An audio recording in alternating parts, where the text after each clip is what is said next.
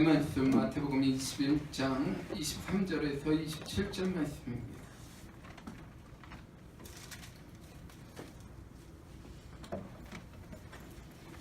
마태복음 21장 23절에서 27절 말씀.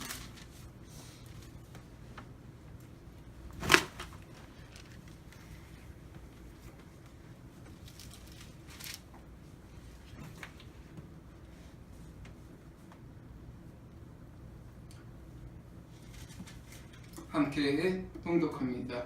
예수께서 성전에 들어가 가르치실 때 대제사장들과 백성의 장로들이 나와 이르되 내가 무슨 권위로 이런 일을 하느냐 또 누가 이 권위를 주었느냐.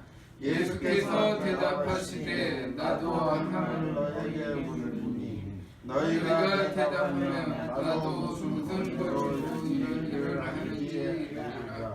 요한의 세례가 어디로부터 왔느냐 하늘로부터냐 사람으로부터냐. 그들이 서로 말하여 이르되 만일 하늘로부터라 하면 어찌하여 그를 아니하느냐 할 것이요 만일 사람으로부터라 하면 모든 사람이 요한을 선지자로 여기니 백성이 무섭다 하여 예수께서 대답하여 이르시되 너희가 알지 못하느냐.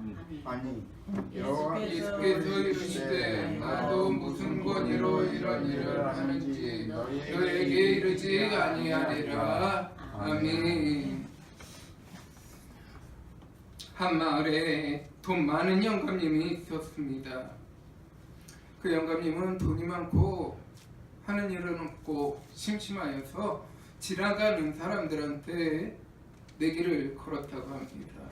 내가 문제 세 문제를 낼 테니 이 문제를 다 맞추면은 많은 돈을 당신에게 주겠소. 내기합시다. 그랬다고 합니다. 그런데 첫 번째, 두 번째 문제는 답이 있는 문제입니다. 첫 번째 문제, 두 번째 문제를 마치고 나면 영감님이 앉아 있다가 엉거주춤 일어나다 만다고 그래요. 그러면서 내가 지금 일어나는 것이요 앉는 것이요 물어본다고 그럽니다. 그래서 대답하는 사람이 일어나는 것이요 그럼 앉아버리고 이 앉는 것이요 그러면은 벌떡 일어난다고 그래요. 그러면은 재치 있는 사람들이 그 방을 나가면서 물어본다고 그래요. 내가 방을 나가는 것입니까? 들어오는 것입니까? 그렇게 물어보기로 받아치기도 했다고 합니다. 이런 식의 말하자면 일종의 우문현답, 궤변, 말장난 이런 것에 속한 것으로 오해할 소지가 있는 것이 바로 오늘 본문이라는 것입니다. 그런데 본문은 이런 것이 아닙니다. 예수님께서 요한의 세례가 하늘로서냐 사람에게로서냐 라고 묻는 것은 세례 요한에 대한 이해야말로 메시아를 이해하는 열쇠이기 때문입니다. 대제사장도 백성의 장로들도 이 문제에 대하여 대답을 못합니다. 저들은 세례 요한을 하나님의 선지자라고 믿지 않습니다. 그러나 백성들은 하나님의 선지자로 요한을 믿고 있기 때문에 그 어떠한 대답도 할 수가 없었던 것입니다. 십자가를 지시기 위해 예루살렘으로 들어가신 예수님은 또다시 종교자들과 교권주의자들에 의한 시련을 겪게 되십니다. 그것은 집요하게 계속되는 도전이었고 질문이었습니다. 23절에 그들은 권위에 대한 도전을 해옵니다. 23절입니다. 예수께서 성전에 들어가 가르치실 때 대제사장들과 백성의 장로들이 나와 이르되 내가 무슨 권위로 이런 일을 하느냐 또 누가 이 권위를 주었느냐. 아멘. 그들의 질문은 두 가지입니다. 한 가지는 도대체 네가 누군데 누구한테 허락을 받고 이 성전에서 마음대로 상을 뒤집어 엎으며 호통을 치느냐, 그리고 네가 누구간데 세상을 시끄럽게 하고 병을 고치고 이상한 교리를 가르치느냐라는 것입니다. 또 한 가지 질문은 그 권위는 누구로부터 받은 권위이냐라는 것을 물어보고 있습니다.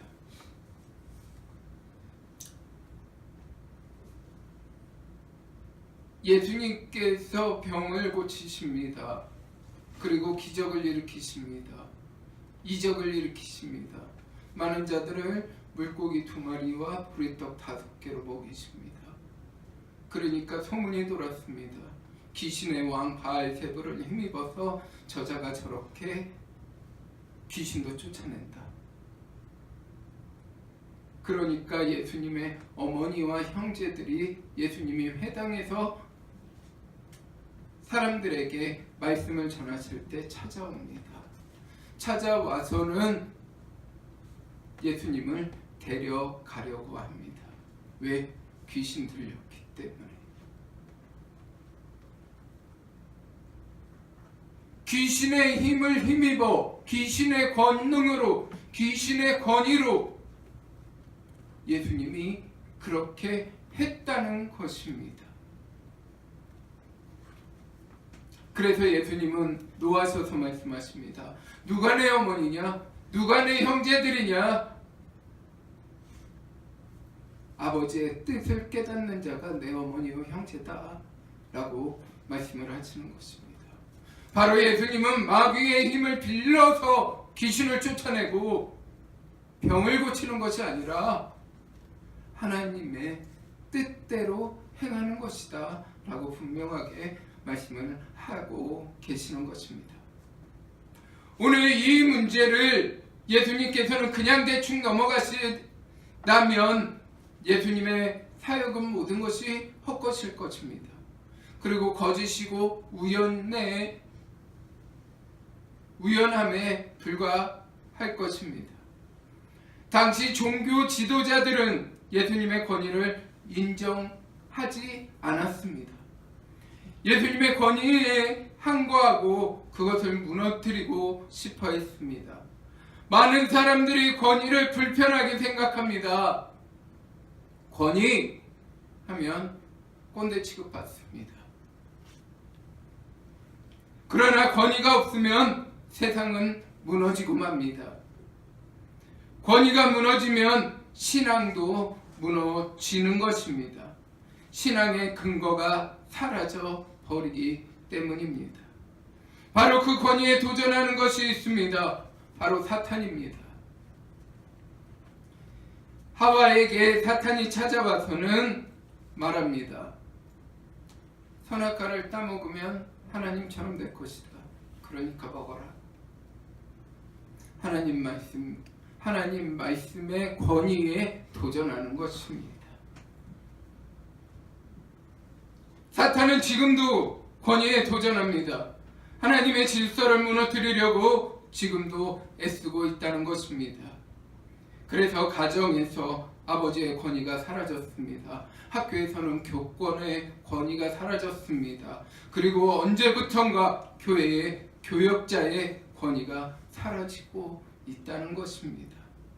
그것은 말씀의 권위와 상관 문제인 것입니다.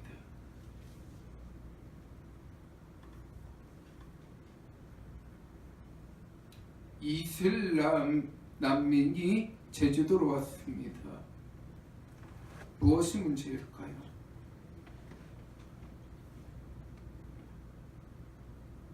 그들은 이슬람이라는 것이 문제입니다. 하나님의 말씀이 하나님의 말씀대로 되지 못하게 하기 때문인 것입니다. 바로 하나님의 말씀의 권위에 도전하기 때문입니다. 6월달이면 서울에서는 퀴어 축제를 엽니다. 동성애자들의 축제입니다. 동성애가 무엇이 문제일까요? 하나님의 말씀의 권위, 하나님의 창조 섭리를 거스르는 것이기 때문에 문제가 되는 것입니다.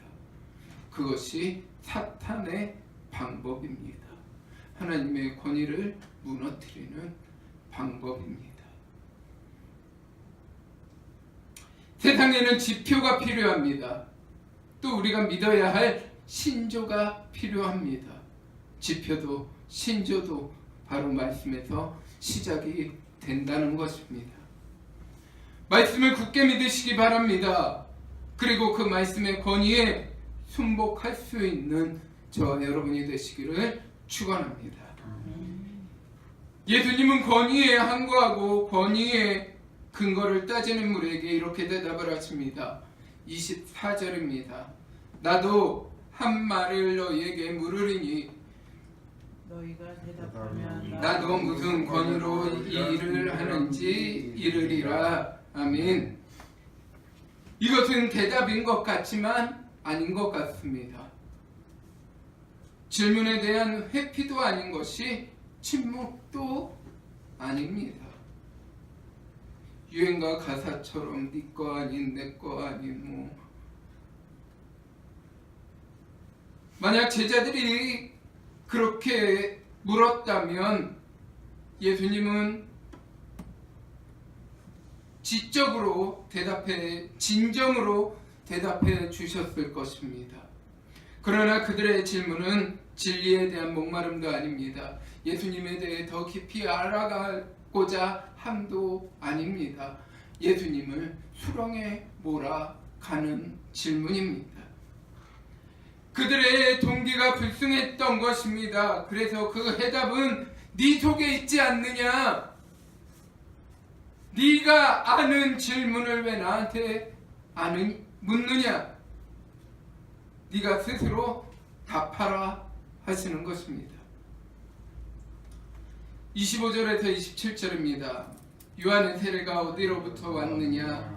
하늘로부터냐? 사람으로부터냐? 그들이 서로 의논하여 이르되 만일 하늘로부터라 하면 어찌하여 그를 믿지 아니하였느냐 할 것이요 만일 사람으로부터라 하면 모든 사람이 요한을 선지자로 여기니 백성이 무섭다 하여 예수께 대답하여 이르되 우리가 알지 못하노라 하니 예수께서 이르시되 나도 무슨 권위로 이런 일을 하는지 너희에게 이르지 아니하리라. 아멘.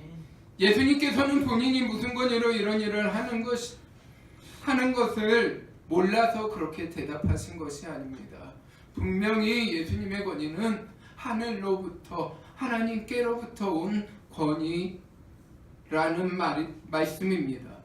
예수님의 생애를 보면 십자가에 못 박혀 죽으실 때까지 항상 이런 무리가 따라다닙니다. 심지어 예수님의 제자 가운데도 이런 자가 있었습니다.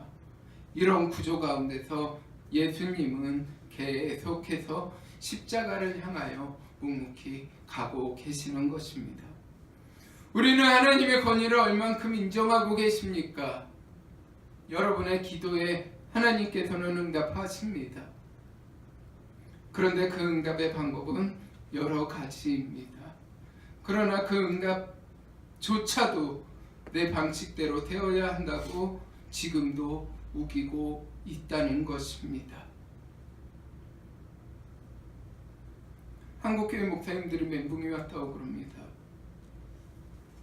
한국교회 목사님들이 통일을 위해서 기도할 때 김정은을 죽여 주옵소서 그러면서 기도했다는 거죠. 근데 이렇게 김정은이 협조적으로 나올 줄은 아무도 몰랐다는 것입니다. 그렇기 때문에 죽여달라는 김정은은 점점 살아나고 있고 통일은 또 가까워지는 형국이고 그러니까 목사님들이 멘붕이 왔다고 그럽니다. 하나님의 방식은 다릅니다. 그런데 내 방식을 뜻대로 되지 않으니까 하나님의 방법이 잘못됐다고 얘기를 하고 있다는 것입니다.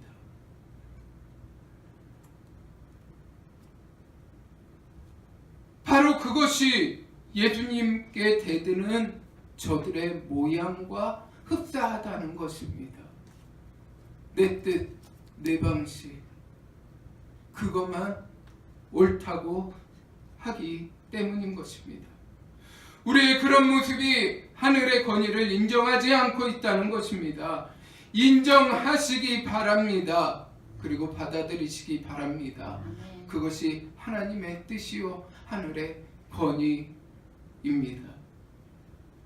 암 가운데 암 환자 중에 가장 고치기 힘든 암 환자는 어떤 환자일까요?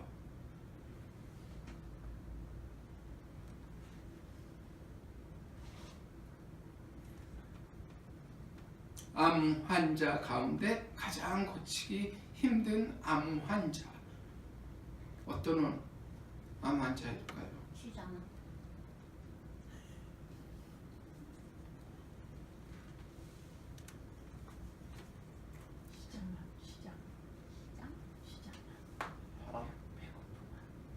의사가 암에 걸렸을 때 가장 고치기가 힘들대요.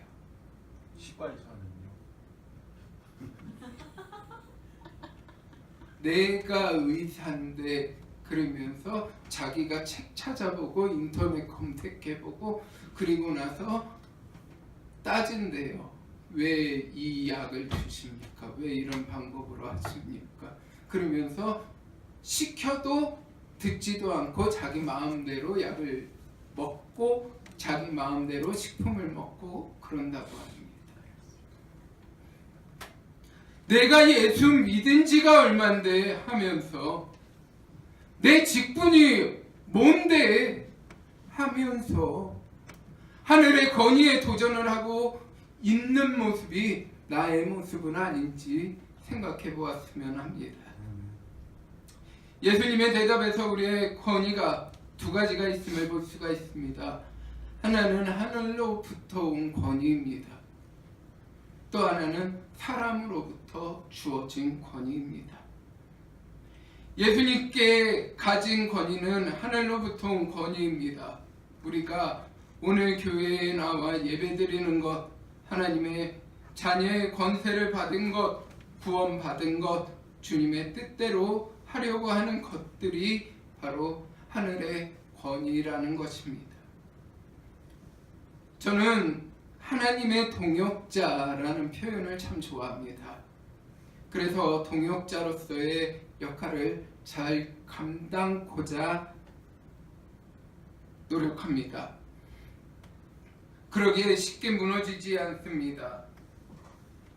또 열심히 노력합니다. 바로 이런 것이 하늘의 권위로부터 오는 힘입니다. 여러분도 하나님의 동역자가 되시기를 축원합니다. 하나님께서 직분을 주셨습니다.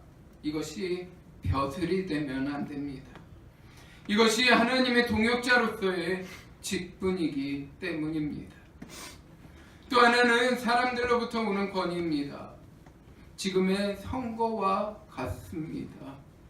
또 몇 년 전에 있던 촛불혁명과도 같은 것입니다. 사람들의 눈치를 보게 되는 것입니다. 로마서 13장 1절입니다. 로마서 13장 1절.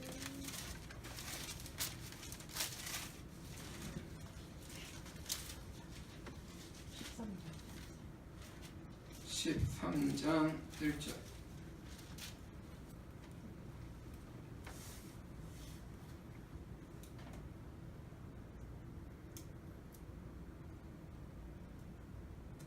함께 읽습니다. 각 사람은 위에 있는 권세에게 복종하라. 권세는 하나님으로부터 나지 않으니 모든 권세는 다 하나님께서 주신 바라. 아멘. 기본적인 것은 하나님께로부터 나왔다는 것을 우리는 알아야 됩니다. 대통령이 내 마음에 들든 들지 않든 상관없습니다. 시장이나 도지사가 무슨 일을 했던 사람이든 상관이 없습니다. 그들은 하나님이 뽑으신 자라는 것입니다.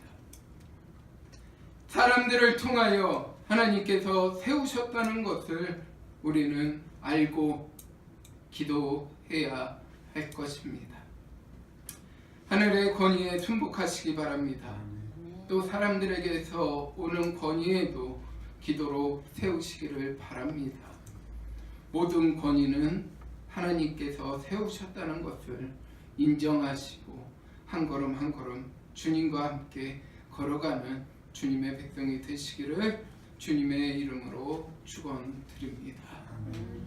거룩하신 주여, 우리와 함께 하시고 인도하시고 또 도우시는 것을 믿고 감사드립니다.